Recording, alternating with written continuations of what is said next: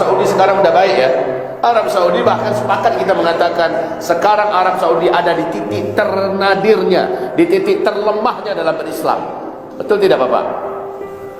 Bahkan Pangeran Salman di bulan April kemarin di acara televisi resmi, dan tidak ada sedikit pun ragu-ragu mengatakan, saya menolak seluruh hadis-hadis Nabi Muhammad sahih ke bawah. Hadis sahih ke bawah ditolaknya semua. Yang diterimanya cuma hadis mutawatir, karena dia sama kekuatannya dengan Al-Quran.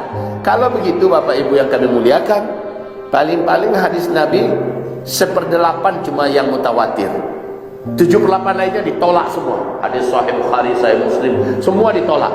Maka wajarlah kalau hari ini Arab Saudi sebagai benteng terakhir penegakan secara Islam di dunia jebol sudah. Arab Saudi menuju kepada kefasikan yang paling permanen, Pak.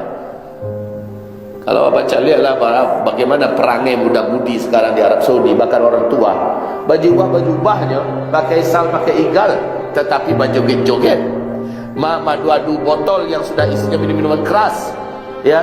Mereka mengundang penari-penari India, penyanyi-penyanyi hot dari seluruh dunia. Mereka mengadakan acara-acara yang tidak patut, tidak pantas. Bahkan di Indonesia pun masih kita katakan itu tak patut, tak pantas, tapi dibuat di sana. Jadi pada fase keempat, kefasikan dan maksiat memang menyebar merajalela.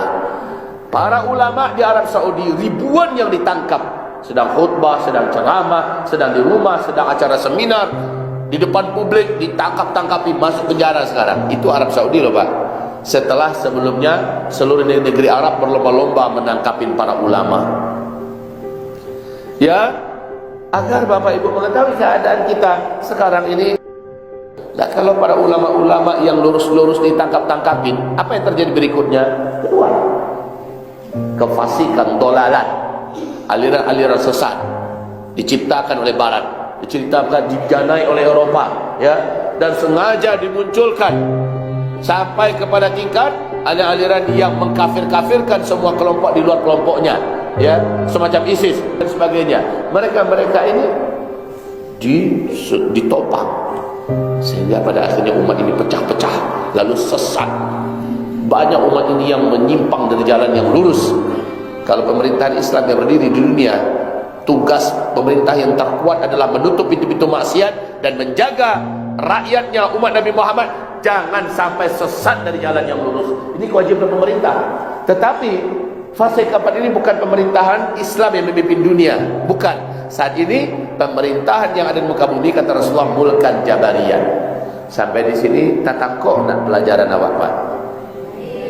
Lai tatangko. Iko jangan katakan karih nak pelajaran duyama. Bukan masalah karih.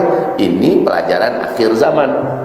Kalau pelajaran akhir zaman memang suntikannya agak sedikit ekstrim, supaya kita juga tidak tanggung-tanggung hati kita menghadapi akhir zaman ini. Kalau Bapak Ibu sepakat, Ibu setuju, maka otomatis Bapak Ibu juga akan mengeluarkan semua potensi untuk mempersiapkan diri, menyelamatkan hu anfusakum wa ahlikum nar. Jaga dirimu, jaga keluargamu dari api neraka Allah Subhanahu wa taala. Tidak main-main, Pak. Pak, setelah kesesatan menyebar di mana-mana, maksiat juga beredar. Bapak Ibu sudah tahulah bagaimana moral anak-anak kita sekarang, Pak, ya. Jangankan tingkat kuliah, SD saja sekarang sudah berhasil dan bisa anak SD yang lain. Nggak tanggung-tanggung di depan kawan-kawannya rame-rame, karena ada tonton yang mereka tonton. Mereka dengan leluasa bergaul dengan handphone. Sesuatu yang paling kami khawatirkan, kita khawatirkan, para pendidik generasi paling khawatir dengan handphone di tangan anak-anak. Dan hari ini karena daring ke daring, ya, apa yang mereka sebarkan dengan COVID dan sebagainya, akhirnya mereka dapat mengambil momen yang tepat untuk menghancurkan generasi. Kefasikan, kemaksiatan betul-betul sudah menjadi pakaian kehidupan. Maka bertahan pada akhir zaman ini luar biasa berat.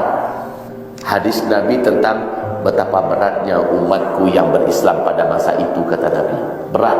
Saking beratnya, orang yang sabar di antara mereka, orang yang istiqomah di antara mereka berhak mendapatkan 50 kali lipat pahalanya para sahabat masa ini, kata Rasulullah waktu itu. Allahu Akbar.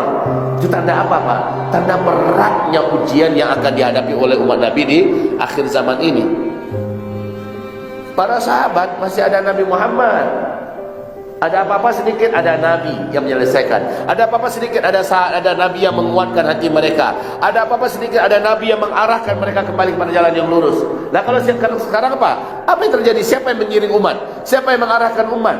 Umat yang tanggung-tanggung ngaji, umat yang tanggung-tanggung menuntut ilmu, maka mereka sangat mudah dibawa sesat. Betul ya Pak ya? Bu? Bapak, Ibu yang kami muliakan. Jadi kesyirikan seperti yang Allah firmankan dalam Al-Quran surat An-Nur ayat 55, di akhir zaman kesyirikan seperti atmosfer di mana-mana terhirup oleh umat Nabi Muhammad. Di mana-mana, bahwa dosa terbesar nomor 1 dari seluruh dosa besar yang ada, bahkan bisa menyebabkan orang lepas dari Islamnya, adalah syirik. Syirik akbar, syirik besar. Nah, kesyirikan di akhir zaman ini sesuai dengan firman Allah dalam surat An-Nur ayat 55, kesyirikan ini merata menyebar di mana-mana. Bahkan orang-orang musyrik mendapat panggung di televisi, ya, menjadi tontonan yang menarik, tontonan dijadikan tuntunan, dan tontonan itu adalah kesyirikan.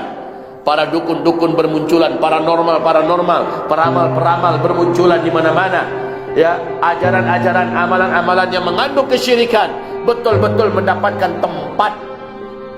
Maka bayangkan ancaman yang dihadapi oleh umat Nabi di akhir zaman. Bayangkan anak bapak ibu, ya, di mana para dukun-dukun, para ahli-ahli sihir bermunculan dalam bentuk-bentuk yang perlente, tampang yang gagah dan gaya. Lalu mereka mengatrasikan kemampuan sihir mereka, menyebabkan banyak mahasiswa-mahasiswa, anak-anak muda tertarik dan ikut belajar, tertarik dan ikut menjadi pengikut sekte-sekte yang seluruhnya menjadi abdi-abdi setan. Ini adalah fase keempat, kesyirikan.